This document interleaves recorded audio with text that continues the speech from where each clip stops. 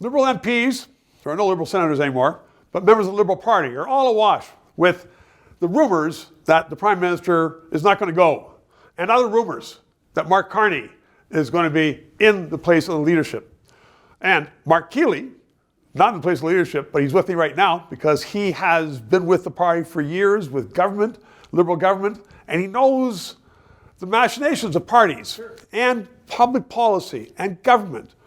I want to put the question to you. If Mark Carney just sort of sidled on in and the Liberals anoint him as leader, would he be another Iggy, another Ignatieff?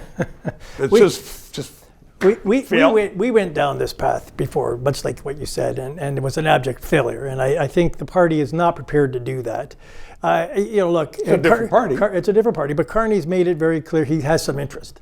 And yes. so his interest is get a seat in the next election and then see what happens. Because I don't believe we're in a situation where we're going to see what everybody's talking about, that Trudeau is going to prorogue the House of Commons in November, quit, have a leadership, and then say, we're going to give this to. That is not going to happen. And I agree with you. Anybody who's telling you that is insane. Yeah, it's insane. It's not true.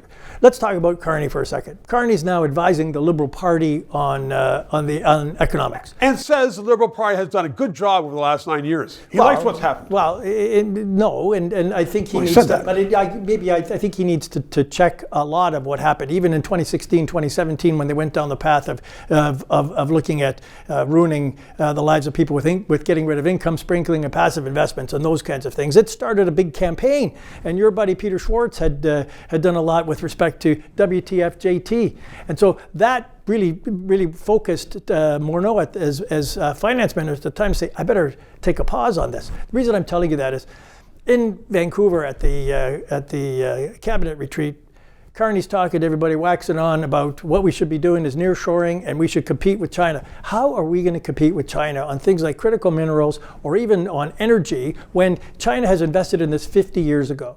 They've done a terrific job. We can't compete.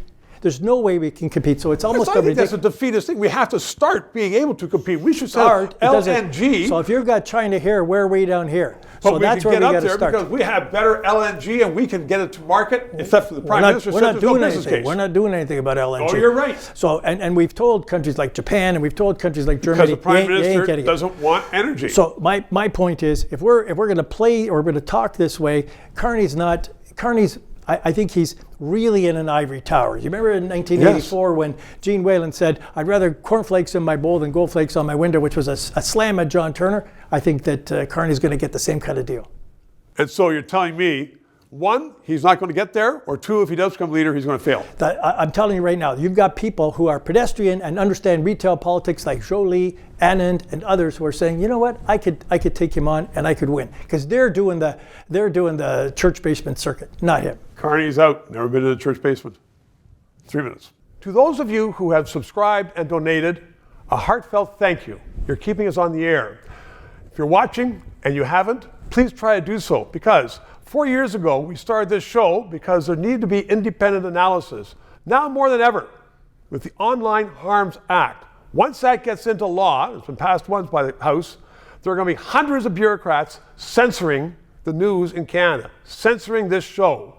We need to keep it on the air. Thanks for your support.